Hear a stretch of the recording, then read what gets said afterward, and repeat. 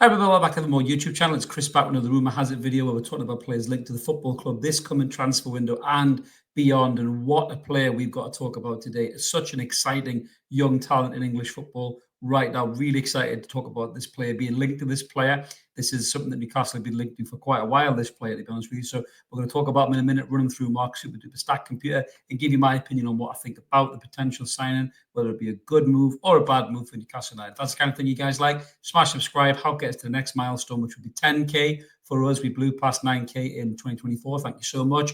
2025, we're starting around about 9,200 and something. So hopefully we'll get to 10K halfway through the year if you guys keep smashing that button and recommend us to family and friends. So let's get stuck in then. Who am I talking about now? When the transfer window is open now, there'll be loads of names linked, but some names seem to have a little bit more truth in them than others. I mean, we don't do ITK here. I don't believe in any of that nonsense. I've said that numerous times. We just talk about players linked in the media, and this player is linked in the media, and also not only linked in the media, but in the corridors of local media who have been involved in the club for some time and know a lot about the targets that the Newcastle United Football Club have been chasing for a while. The Newcastle United Football Club, that was a goal, wasn't it? Like it was a movie, the Newcastle United Football Club. Anyway, you know what I mean. So let's get stuck into this player. Who am I waffling about? I'm talking about this kid right here. It's Tyler Dibling from Southampton. Now, don't get too wound up about the stats already when you're looking at it. I know some of you be going, look at all the Reds, he's shit. He is not shit. Most of you who watch football and understand football will know that this kid looks a hell of a player. He's only 18 years old. So Tyler Dibling caught the eye of Newcastle United a couple of years back at St James's Park, where he smashed in the first half hat-trick against Newcastle United. And Dan Ashworth was very interested in bringing the player to us before he pissed off that dumpster fire. How did that work out for you, Dan? Not particularly well. So good luck getting a new job, mate. Anyway, going back to Tyler Dibling. So the goals were magnificent, to be honest with you. All quite identical as well.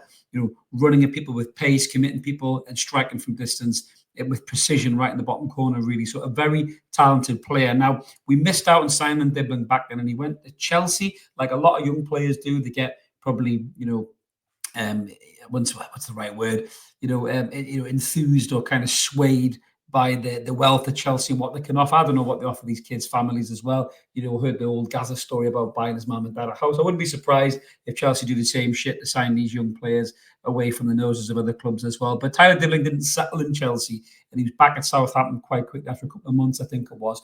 And that's where he's made his first team debut. Southampton are dog shit this season, rooted to the bottom of the table, and like every other club as well, they'll have financial fair play at PSR. Sorry, every other club bar 4 or 5 of them, possibly 6 of them. They'll be strangled by FFP, and they'll have to have money in to reinvest in the squad when they inevitably probably go back to the Championship and try and figure out how the fuck they're going to get back up, to be fair. So Tyler Dibling will be one of their key assets. Obviously, they're kind of torn because he's probably one of their best players, but he's also one of the most sellable assets. And generally what happens then is you've got to sell that player to bank the money. Now, the issue that Southampton have is that Tyler Dibling, I nearly said Tyler Durden there. That's close, very close to slipping in the old Freudian slip. That's a movie podcast. I don't do that. I would love to, maybe one day, but that's by the by. Anyway, get stuck into this. So Tyler Dibling, that's right, he does exist. He's not a figment of your imagination, spoiler. He has a contract that runs until June 2026. So Southampton aren't really in a bracket here to be too shitty with the negotiation, because the kid could go on a free transfer, probably get a massive signing on fee to go play for somebody else.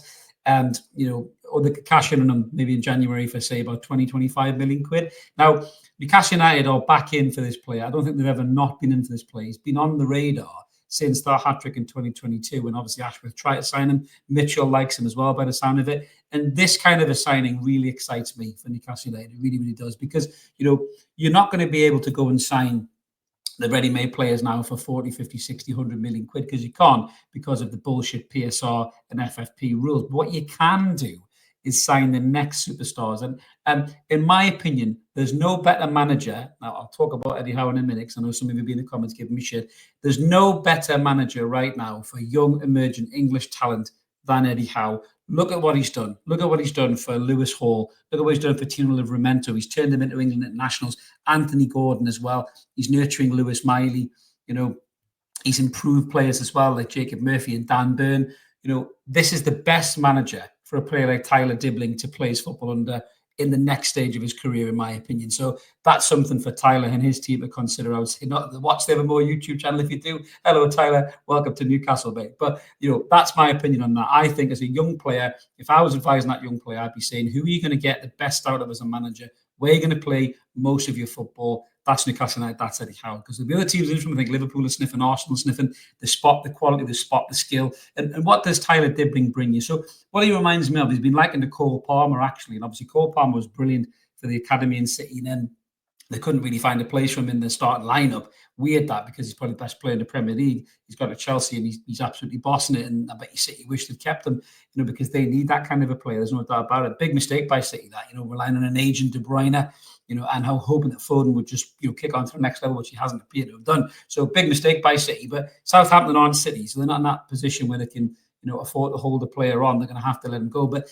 Dibling has pace, strength, quality as well. He's got good close control as well. He can play either wing. He can play in the 8 as well. And he has played, internationally right through the ranks as well. And he made his under-21 debut against Spain back in November, a 0-0 draw, ironically, in the same squad as a young Lewis Miley as well. So he is definitely the next kind of up-and-coming English superstar, hopefully, I think, if he gets nurtured in the right way, which is where I think Eddie Howe comes in.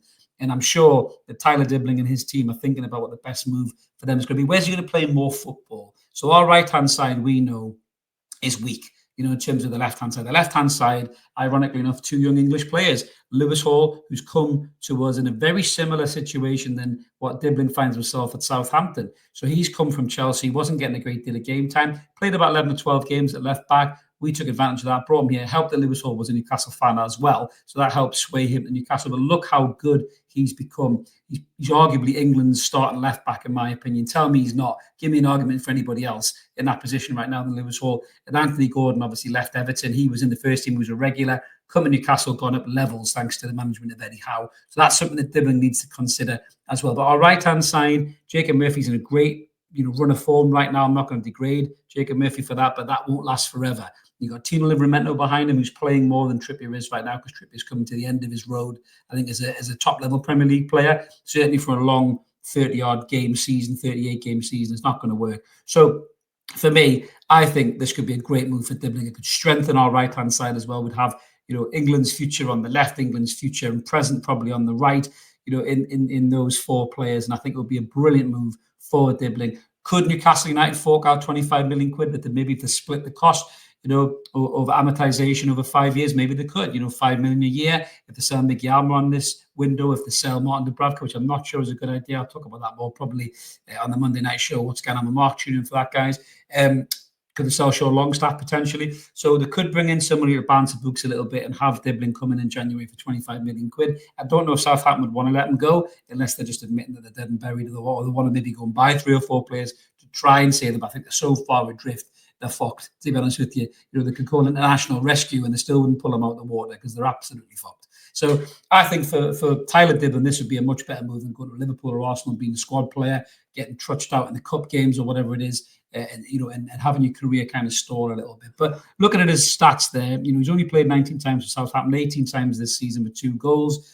He's looked talented. Well, even though Southampton have been absolutely dog shit, he's looked talented. He's ran up against proper Premier League players, proper men, apart from when he ran up against Joe Linton and got levelled. But most people do. Joe Linton's an absolute monster. But looking at his stats there, they're not particularly great reading. His goals and his XG are quite low. His goal-to-shot ratio is kind of in the 42nd percentile. Shots on target aren't particularly good. But look at his pass completion for a young lad of 18 years old in a shit team in the Premier League against top players. 67 percentile is not too bad, for given the circumstances that he's in. Progressive carries, he's kind of halfway across there as well. He loves to run with the ball. He's got that kind of sock roll down Jack Grealish style running, but with the pace and power of a Gareth Bale as well. So there's 2 big good players there I've just compared him to. Not to put any pressure on the lad, but that's what it reminds me of. Not Cole Palmer, it reminds me of a bit of an infusion of those 2 players. Tackles there, he gets stuck in.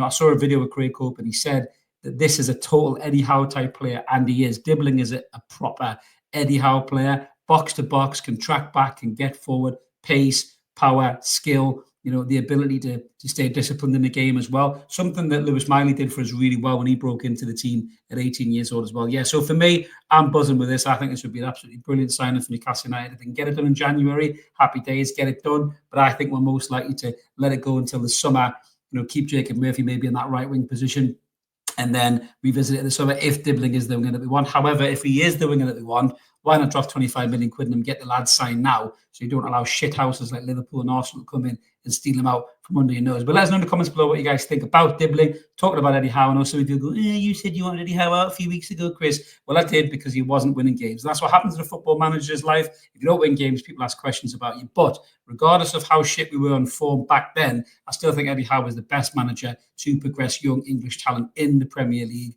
Whether we were struggling or not, I've always thought that. I've always agreed with that. His track record speaks for himself, not just in Newcastle, but at Bournemouth as well. But let us know in the comments below what you guys think. Smash subscribe, like the video, help the channel grow. We'll see you for some more transfer banter soon. Have a belter. See you later.